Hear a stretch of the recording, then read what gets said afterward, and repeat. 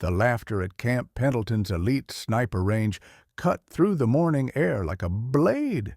Colonel Mitchell was doubled over, tears streaming down his weathered face as he pointed at the woman in faded jeans and a simple T-shirt. "Ma'am, this isn't a tourist attraction." He wheezed between fits of laughter.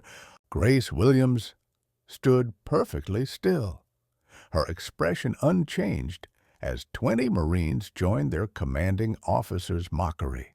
Her hands remained relaxed at her sides, but Master Gunnery Sergeant Sarah Chin noticed something others missed: the way Grace's eyes automatically tracked wind patterns across the range, how her breathing remained controlled despite the humiliation.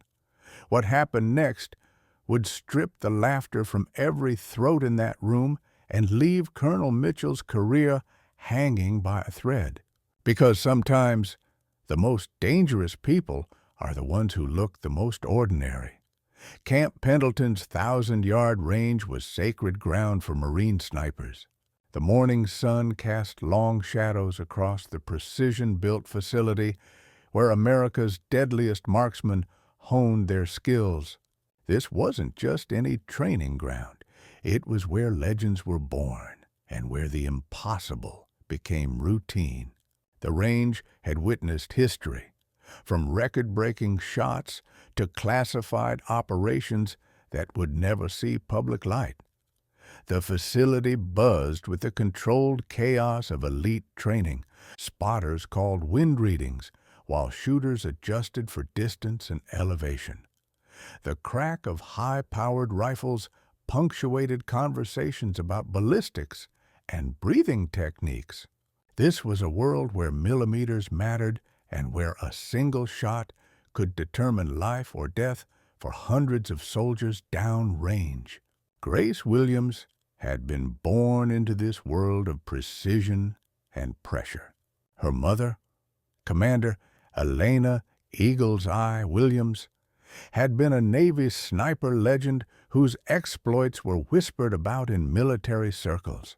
Elena had taught Grace to shoot before she could properly hold a pencil, turning their backyard into an impromptu training ground where a young girl learned that patience and precision were more valuable than speed and aggression.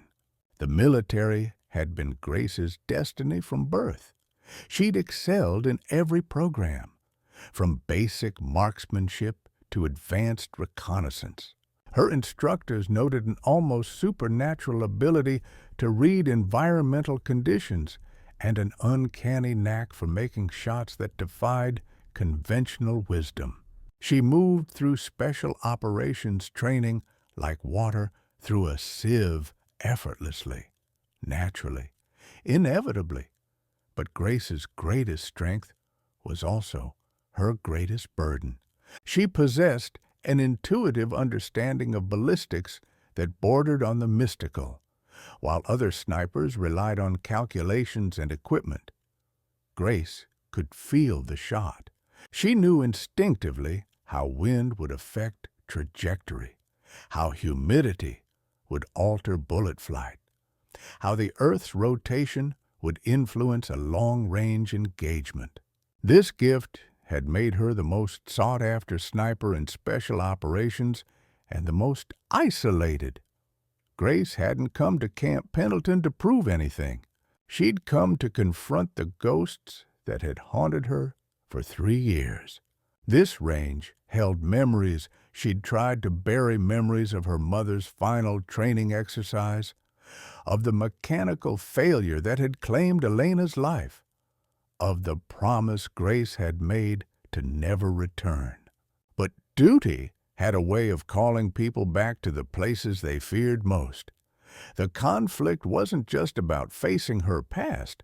It was about reconciling the weapon she'd become with the woman she wanted to be. Grace had spent so long being Widow 27, the call sign that struck fear into enemy hearts, that she'd forgotten how to be simply Grace Williams. The laughter of these Marines wasn't just mockery. It was a reminder of the normal world she'd sacrificed to become a legend.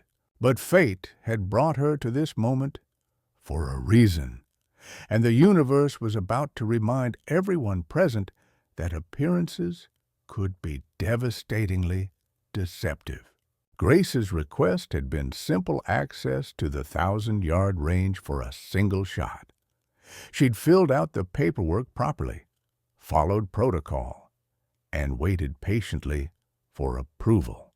What she hadn't expected was to become the day's entertainment for a group of Marines who saw her civilian clothes and assumed she was lost. The mockery escalated when one Marine suggested she might hurt herself just looking at a rifle. Another joked about Instagram photo opportunities. Colonel Mitchell, emboldened by his audience, delivered what he thought was the killing blow. "Sweetheart, why don't you leave the shooting to real warriors?" Grace felt the familiar ice settle in her chest, the same cold calm that had preceded every successful mission. She'd faced enemy fire without flinching, had made impossible shots under unimaginable pressure, and had earned the respect of the world's most elite soldiers. But somehow, standing in this place where her mother had died, being dismissed by men who'd never faced real combat, the insult cut deeper than any enemy bullet. The decision came naturally, as all her best decisions did. Grace reached into her pocket and withdrew a small black card. Placing it carefully on the table before Colonel Mitchell, the plastic rectangle seemed insignificant, but Sarah Chen recognized it immediately. JSOC identification, Joint Special Operations Command, with a clearance level that made her blood run cold. Grace had spent years preparing for this moment without realizing it. Every mission, every shot, every life saved had been building toward this confrontation with her past. She'd learned to compartmentalize emotions, to separate the person from the weapon, to find humanity in the midst of inhuman precision. But standing here, surrounded by laughter and disbelief, she realized that all her preparation had been for this single moment of truth. The psychological preparation was complete. Grace had already made peace with whatever consequences might follow. She'd accepted that revealing her identity would change everything, that the comfortable anonymity she'd cultivated would be shattered. But some things were worth the sacrifice, and her mother's memory was one of them. "My name is Grace Williams," she said quietly, her voice cutting through the dying laughter like a scalpel. "Call sign Widow, 27. I made a shot from 847 meters that saved 300 Marines from an ambush in Afghanistan." The silence that followed was deafening, broken only by the distant sound of wind across the range. Colonel Mitchell's face went through a spectrum of emotions: confusion, disbelief, and finally, dawning horror. JSOC operators were ghosts. Legends whispered about in classified briefings. They were the people who did the impossible, who existed in the shadows between official military operations and plausible deniability. Grace continued, her eyes finding Sarah Chen in the crowd. "My spotter that day was then Sergeant Chin. She can confirm that I've made shots that physics said were impossible." The weight of those words settled over the room like a heavy blanket, transforming mockery into stunned silence. But the truth was more complex than anyone in that room could have imagined. And Grace's real reason for being there would shake the foundations of everything they thought they knew about courage, loss, and the price of perfection. The first challenge came from within the ranks themselves. Several Marines, unable to accept that this ordinary-looking woman could be the legendary Widow 27, began demanding proof. They wanted to see records, to hear details, to have their worldview validated by bureaucratic confirmation. Grace understood their skepticism.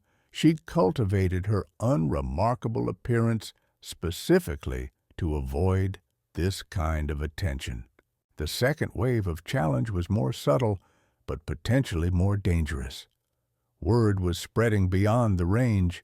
Phone calls were being made to higher commands, to intelligence officers, to people who dealt in secrets and classified information. Grace could feel the machinery of military bureaucracy grinding to life around her, threatening to expose operations that were meant to remain buried. The third and most personal challenge came from her own memories. Standing on this range, surrounded by the tools of her trade, Grace felt the weight of every shot she'd taken, every life she'd ended, every mission that had required her to become something less than human. The laughter had stopped, but the judgment in their eyes remained, only now it was tinged with fear rather than mockery. Master Gunnery Sergeant Chen stepped forward, her voice carrying the authority of 20 years in the Corps. "I was her spotter for 18 months in Afghanistan," she confirmed, her words hitting the assembled Marines like physical blows. "I watched her do things that shouldn't have been possible, shots in conditions that would have stopped anyone else cold." The pressure intensified as more details emerged. Chen described missions that existed only in classified files, operations where Grace's precision had meant the difference between successful extractions and catastrophic failures. Each revelation added another layer to the growing tension, transforming Grace from a figure of ridicule into something approaching myth. Other Marines began sharing their own stories, rumors they'd heard, legends passed down through the Special Operations community, whispers about a female sniper who could make impossible shots in impossible conditions. The woman standing before them wasn't just any operator. She was the operator, the one other snipers measured themselves against. Grace felt something shifting inside her as she watched the Marines' attitudes transform. For 3 years, she'd hidden from this identity, had tried to be normal, to be invisible. But standing here, accepting their recognition, she realized that denying who she was had been another form of prison. She was Widow 27, and that wasn't something to be ashamed of, it was something to be honored. The growth wasn't just internal. Grace began to see these Marines differently, too.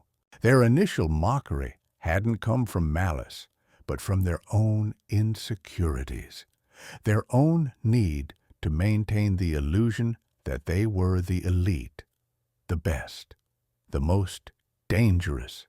Her presence threatened that comfortable fiction, and their laughter had been a defense mechanism.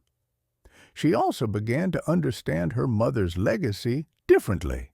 Helena Williams hadn't just been a skilled sniper, she'd been a pioneer who'd opened doors for women like Grace.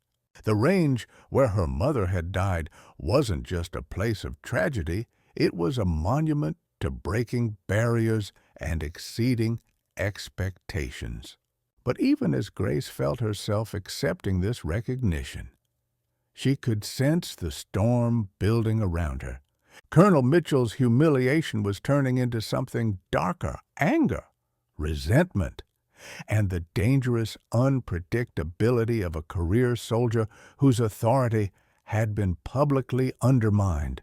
His eyes held a promise of retribution that made Grace's tactical instincts flare to life.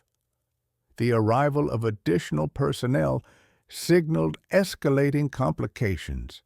security officers, intelligence liaisons, and senior commanders were converging on the range. Grace's revelation had triggered protocols and procedures that would bring unwanted scrutiny to operations that were meant to remain classified. She'd opened a door that might be impossible to close, most ominously.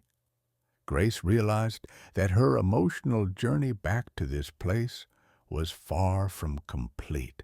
The range held more than just memories of her mother's death. It held the key to understanding why she'd become the weapon she was, and whether she could ever truly be anything else. And then Colonel Mitchell made a decision that would transform this moment of recognition into something far more dangerous and far more personal than anyone could have anticipated. Colonel Mitchell's humiliation curdled into rage as he watched his Marine's respect transfer to this woman who'd made him look like a fool. His career, built on the foundation of being the toughest, most competent leader on the range, was crumbling before his eyes. In a moment of spectacular poor judgment, he decided to regain control through the only means he understood: intimidation and abuse of power. "I don't care what fancy card you carry," Mitchell snarled, his voice carrying across the suddenly silent range. "This is my facility, and I say who shoots here. You want to prove you're some kind of hotshot, then you can damn well prove it under my conditions." His eyes glittered with malicious intent as he outlined his challenge. Grace would have to qualify on the range like any other Marine. Starting with basic marksmanship at shorter distances, the insult was deliberate and profound. Mitchell was essentially demanding that a legendary sniper prove she could hit targets that fresh recruits managed routinely. It was like asking Mozart to prove he could play "Mary Had a Little Lamb." But worse than the professional insult was the personal cruelty. Mitchell knew this range held painful memories for Grace, and he was deliberately weaponizing that knowledge. Grace felt the familiar ice-cold calm descend as she processed Mitchell's challenge. Every instinct screamed at her to walk away, to let official channels handle this petty tyrant, to maintain the dignity that came with being above such games. She'd spent years learning to choose her battles, to save her energy for conflicts that mattered, to never let personal pride override tactical thinking. But this wasn't just about pride. This was about her mother's memory, about the respect Elena Williams had earned through decades of service, about the right of every woman who'd ever picked up a rifle to be judged by her capabilities rather than her appearance. Mitchell wasn't just challenging Grace, he was challenging everything she and her mother had fought to establish. The decision crystallized with painful clarity. Grace could walk away and preserve her anonymity, maintain her careful distance from the military world that had defined her life. Or she could step forward and demonstrate, once and for all, what true excellence looked like. The choice would define not just this moment, but how she carried her mother's legacy forward. Grace's response was delivered with the quiet authority that had made her legendary among those who knew her true identity. "I'll take your challenge, Colonel, but I'll do it my way, on my terms." She paused, letting the weight of her words settle. "One shot, 1,000 yards, and when I make it, you'll apologize to every woman who's ever served under your command." The gauntlet was thrown. Mitchell, trapped by his own bravado and the watching eyes of his Marines, had no choice but to accept. But Grace's terms had transformed his petty power play into something far more significant, a test not just of marksmanship, but of respect, dignity, and the very nature of excellence itself. Sarah Chen understood what was happening better than anyone else present. She'd seen Grace in combat, had witnessed the transformation that occurred when the quiet woman became the deadly weapon. The colonel had no idea what he'd unleashed, but Chen knew that this range was about to witness something that would be talked about for decades. What happened next would not only determine the outcome of this confrontation, but would force everyone present to confront their own assumptions about strength, skill, and the true nature of a warrior. Grace walked to the equipment station with the fluid grace of someone completely at home in this environment. She selected a rifle, not the most advanced weapon available, but a standard Marine sniper rifle that any competent marksman could handle. The choice was deliberate. She wanted no advantages, no excuses, no questions about equipment superiority when she made her shot.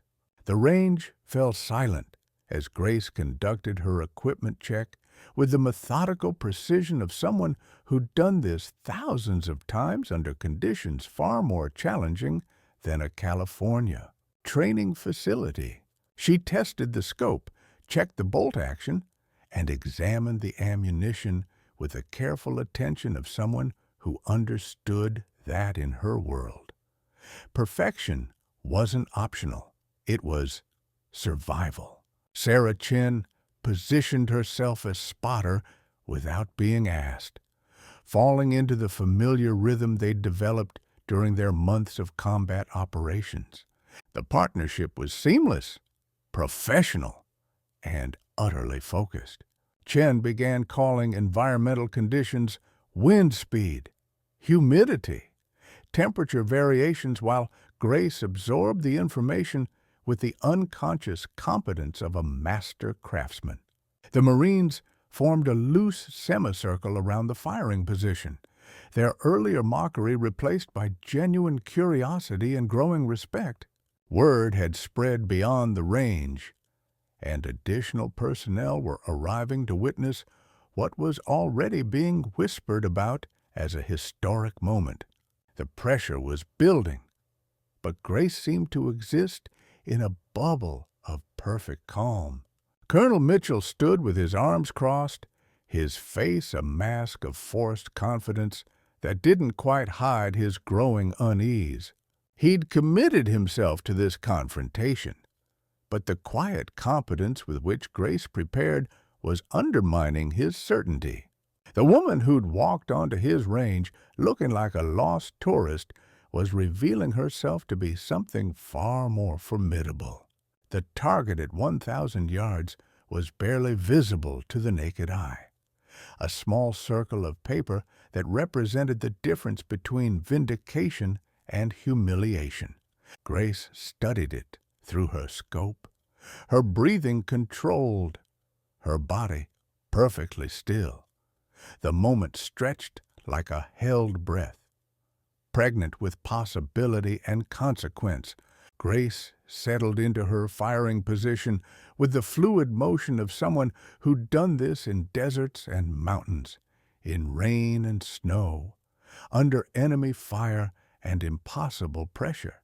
Her body found its natural alignment, her breathing steadied, and her mind entered the zone where time seemed to slow and the world narrowed to the space between rifle and target. The first phase was pure technique, checking her natural point of aim, adjusting for the slight crosswind, calculating the bullet drop over the 1,000-yard distance. But Grace's preparation went beyond mere mechanics. She was reading the environment with senses honed by years of life or death precision, feeling the subtle air currents that instruments couldn't detect, sensing the micro variations that separated good shots from perfect ones. Then came the complications that would have derailed a lesser marksman.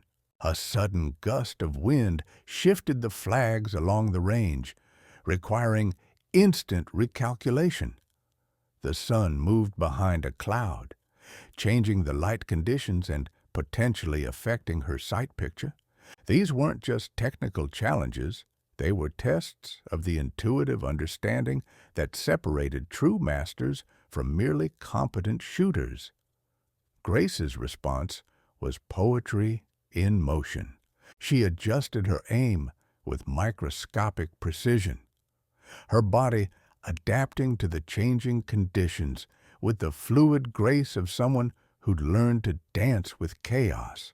Her finger found the trigger, applying pressure with the steady inevitability of sunrise, building toward the moment when physics and skill would converge in a single, perfect instant.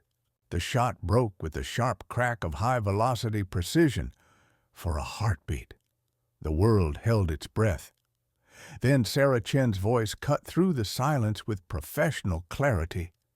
Dead center. Perfect shot! The confirmation rippled through the assembled Marines like an electric current, transforming skepticism into awe and mockery into respect.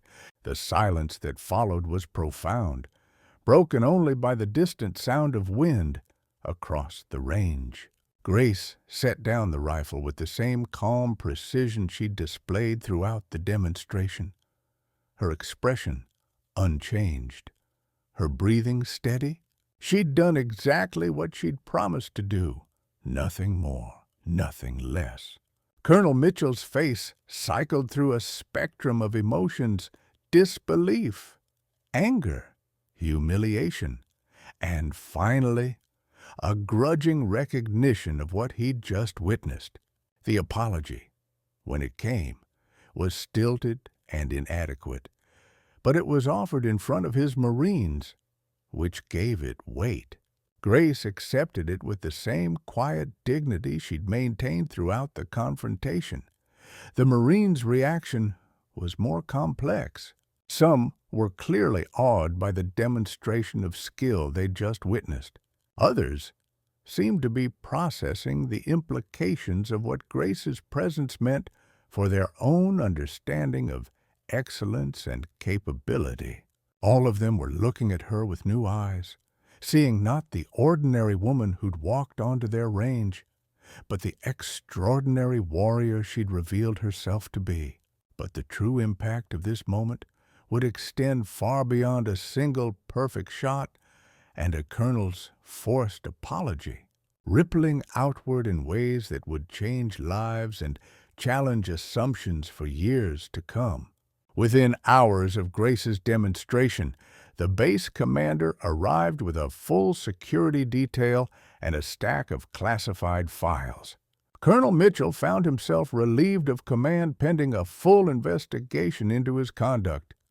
His career effectively ended by his own arrogance and poor judgment. The Marines who'd witnessed the confrontation were debriefed and sworn to secrecy.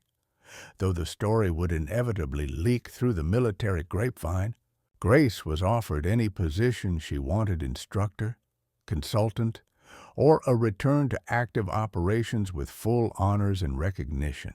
The military bureaucracy, embarrassed by Mitchell's behavior and eager to capitalize on Grace's reputation, bent over backward to accommodate her wishes. But Grace's response surprised everyone she wanted to teach: to pass on her knowledge to the next generation of snipers, to ensure that her mother's legacy lived on through the skills she could impart. The range itself was transformed overnight. What had been a routine training facility became a pilgrimage site for elite marksmen from around the world. The target Grace had hit was preserved and mounted, becoming a symbol of excellence that would inspire countless shooters to push beyond their perceived limitations. Grace's decision to become an instructor revolutionized sniper training throughout the military. Her methods, based on intuitive understanding rather than rigid adherence to formulas, produced marksmen who could adapt to any conditions, who could make shots that seemed impossible to conventional thinking. The Williams method became standard curriculum in special operations schools worldwide.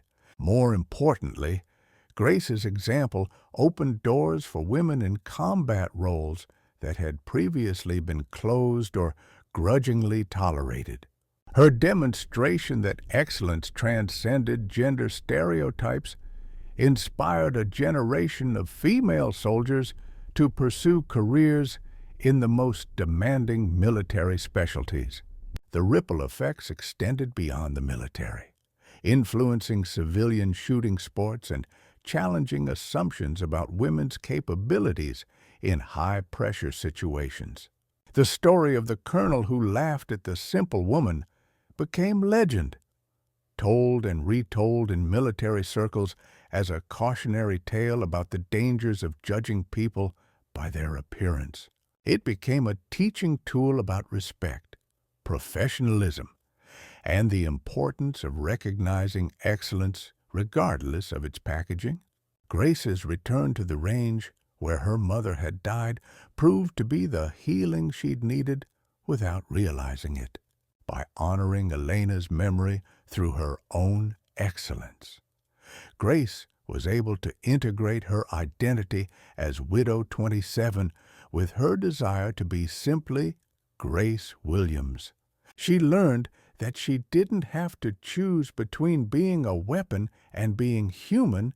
She could be both, using her deadly skills to preserve life and teach others. The teaching role fulfilled her in ways that combat operations never had. Watching young Marines develop confidence and skill under her guidance, seeing them internalize lessons that would keep them alive in combat. Grace found a purpose that transcended her own legendary status. She was no longer just a sniper. She was a guardian of knowledge, a keeper of traditions, a bridge between the warrior's path and the teacher's calling. Today, a plaque at Camp Pendleton's 1,000-yard range bears Grace's words, "Excellence is quiet. Arrogance is loud. A warrior's greatest strength is knowing when not to pull the trigger." It serves as a reminder that true strength often comes disguised as humility, that the most dangerous people are often the most unassuming, and that respect must be earned through deed, not demanded through rank. Grace Williams still teaches at that range, still wearing jeans and a faded t-shirt, still looking like someone who might have wandered off a campus tour. But now, everyone knows that legends don't need uniforms to be legendary, and that the deadliest warriors often look the most ordinary. They've already proven everything to everyone who mattered, and the opinion of those who would mock them means less than the win they calculate before taking the shot that changes everything.